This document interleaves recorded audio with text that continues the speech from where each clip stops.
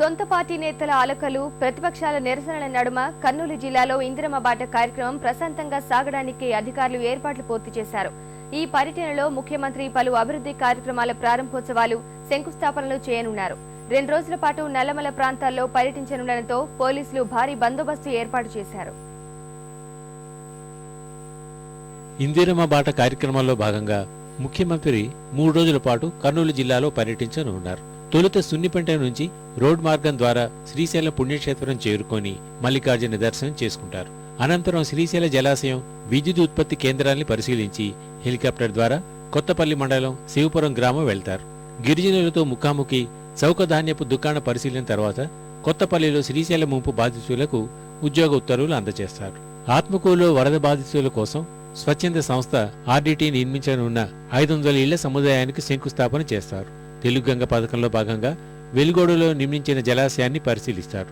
రాత్రి 9 గంటల సమయంలో మహానందిలో కార్యకర్తల సమావేశంతో తొలి రోజు పర్యటన ముగించి గిరిజన ఆశ్రమ పాఠశాలలో బస చేయనున్నారు. గ్రాస్ రూట్ లెవెల్లో ఈ ఇందిరాబాట సందర్భంగా తెలుసుకుని వారికి అన్ని కార్యక్రమాలు జరిగే విధంగా, అలాగే ఇంకా ఇంపార్టెంట్ వే ఉంటే అవన్నీ కూడా చర్యలు చేపట్టాలని ఒక ముఖ్య ఉద్దేశంతో ప్రజల్లోకి వెళ్ళి వారి ఇబ్బందులు కనుగొని దానికి పరిష్కరించే విధంగా ప్రజలందరూ కూడా ఎదురు చూస్తున్నారు. ముఖ్యమంత్రి గారి పర్యటనకి, ముఖ్యమంత్రి పర్యటన సందర్భంగా వారి ఇబ్బందులు కూడా ఏముంటో వారికి కూడా ప్రజలకు ముఖ్యమంత్రికి తెలియజేయాలని, తద్వారా పరిష్కరించుకోవాలని వారు కూడా కోరుకుంటున్నారు.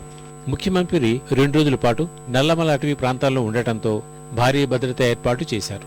గ్రేహౌండ్స్ దళాలు, కూమింగ్ పార్టీలు నల్లమలను జల్లెడ పడుతున్నాయి. సున్నిపెంట నుంచి శ్రీశైలం వరకు బాంబ్, డాగ్ స్క్వాడ్ బృందాలు ముమ్మరంగా తనిఖీలు చేపట్టాయి. హెలీప్యాడ్, రహదారులను తనిఖీ చేశారు. సుమారు 500 మంది పోలీసులు బందోబస్తు చేపట్టనున్నారు. దాదాపు 2000 మంది constables, head constables, home guards, నాతో కలుపుకుంటే 3 ఎస్పీలు, 14 మంది డిఎస్పీలు, దాదాపు 4 అడిషనల్ ఎస్పీలు, 41 సిఐలు, 81 మంది ఎస్ఐలు, ఇంకా 200 మంది constables, head constables, women constables, home గార్డ్స్ని వాడడం జరుగుతుంది.